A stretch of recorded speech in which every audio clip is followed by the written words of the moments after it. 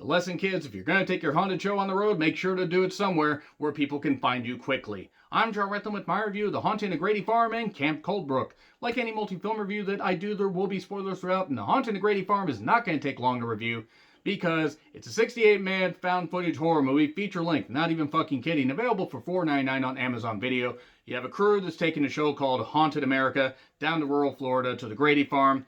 They interview one researcher who knows about the Grady Farm, the old Grady family that basically came over from Ireland, but they were haunted by creatures. These creatures found them there and basically decided to kill them. And then anybody else who snuck out on the farm has disappeared and or been killed. Who the fuck knows? This crew wants to find that out, but a gas station attendant tells them to not fucking go there. You always listen to your local gas station attendant when he tells you not to go somewhere. I speak from experience.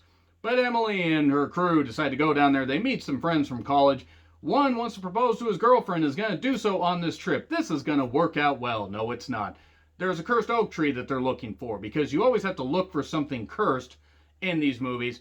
And yeah, from there, look, I'm just going to say this. When you make a cheap horror movie like this, if you're not going to make it good, if you're going to try to endlessly pad a 68-minute movie, you got a problem. The cast... Look, the characters were not any good. The cast did what they could because they really had nothing to go on. And they find the cursed oak tree. Oh, this is great and everything. This one couple goes back later and fucks by it. The girl ends up clearly possessed. And then ends up hung from the tree. And they're suddenly like, shit, we gotta go. Even though it was obvious there was weird shit going on. There's weird demonic sounds going on at night. Even though, you don't really get to see anything except on these weird security cameras that apparently squirrels put up there because squirrels don't like people or outsiders around these parts. Maybe it's like the Simpsons squirrel that uses radioactive lasers to shoot acorns out of the goddamn tree and zap them with their tongue. That's basically what they could fucking be doing. Anyway, here's the deal with this goddamn movie. After that, they decide we gotta go. So, they find their camping stuff all torn up. They go back, find their car on fire. They find Florida Man in a goddamn random cabin somewhere. And then he gets killed. They find a car. The three remaining people try to escape after everybody else is apparently killed in hilarious fucking ways. And then they end up getting killed, and some rescuers find their footage a little bit later. And don't even talk, because apparently they couldn't fucking afford audio. If you're going to make a cheap movie, at least make it entertaining. They didn't make this entertaining. It's like Phoenix Forgotten, only Phoenix Forgotten at least had stuff happen. So anyway, yeah, The Haunting of Grady Farm gets a fucking F. I wasted more money on movies like Antebellum and You Should Have Left, but this is not any fucking good at all. Really hope the cast can move on and do some great things. Anyway, Camp Coldbrook. Okay, this one actually had a pretty decent cast to it. Danielle Harris, the modern scream queen. She was a child actor in one of the 90s, Michael Myers, Halloween movies. Before they kind of just butchered all that with the Rob Zombie ones. But she did make a comeback in one of the Rob Zombie ones and really looked fucking great. And she still looks fucking great here. And you had Chad Michael Murray and Michael Eric Reed and Candace DeVisser, who I'd not heard of. I want to see more of her because she was really fucking good in this. Now, I will say this. This movie is basically another bare bones concept. You have another, haunted house show led by Chad Michael Murray's character, Jack, who wants to basically get his show another season. So he takes his friend Angela, Danielle Harris, and Emma, and all this stuff. And it's obvious where this film's going from the very beginning. They find, Camp Coldbrook out in the middle of Oklahoma where this one woman lost her daughter, and then she figures out this ritual to sacrifice 30 children at the camp to bring her daughter back. 30 to bring back the one. Well, it turns out only 28 died. Gee, who were these other two? Could these other two have possibly been in the goddamn... It's Jack and Emma. It's Jack and Emma. And that's pretty fucking obvious right there from the beginning. Basically, from there, they go out and they'd have no cell service, no nothing, as you are known to not have, because why would having cell service, factor into you going to some haunted place? Yet they can somehow look up security camera footage and use a proper internet connection like that, and I don't fucking get it.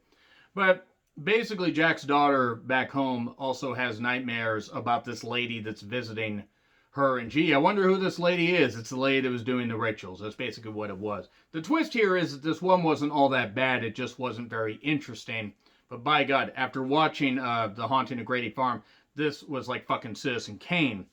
So anyway, the occasional found footage bullshit and security camera stuff, and the character of Kevin Reed, Michael Reed, he basically kind of becomes a drunk, and even though he's a tech guy, kind of becomes a drunk after getting dunked in a river. There's a lot of weird stuff that they try to do to pad this film out, but at least this one was quicker. Like, enough stuff happened.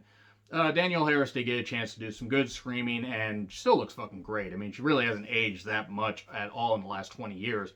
But I would like to see Candice DeVisser in more movies. Apparently, she was only in the Funhouse Massacre that director Andy Palmer did, so hopefully she's in more stuff. The girls start appearing, and this woman is haunting them. This woman that wants to sacrifice two more children, Jack and Emma. And, Angela got a chance to scream. She basically gets dispatched a little bit later. Kevin gets dispatched. And then it's just Jack and Emma cracks him with a rock saying, "Oh, I'm sorry, I couldn't fucking do this. I didn't mean to. Or I didn't mean to do that, but I had to do it basically because I had to be free of her." Because they flash back. Jack basically hides in a boat. He tries to get Emma to hide with him. She doesn't. And actually his name was Johnny, and then he changed his name to Jack. And meanwhile, there's a subplot with the mother finding out that her son is back there. He doesn't remember, and she has to go out with the sheriff that basically took everybody out there. And they find Jack and Emma, all in the weird, in a weird place. They take Jack to a hospital, and his wife is there. His wife says the sitter's watching them.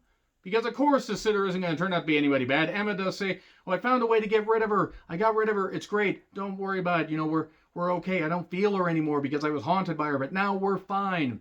And then the sitter turns out to be the lady. One of the daughters said she needed two more for her family, and we're it. And then she gets taken away. And yeah, I can't necessarily say it. The movie's really all that great, but after The Haunting of Grady Farm, while this was cheesy, I'm still going to give it a C- because the cast. And at least there weren't a few jolts, but at least the atmosphere is pretty good. It was what it was. Anyway, agree, disagree, what I said. Like, share, subscribe, Twitter handle in the description. I'm John Ritlin. I'll see you soon.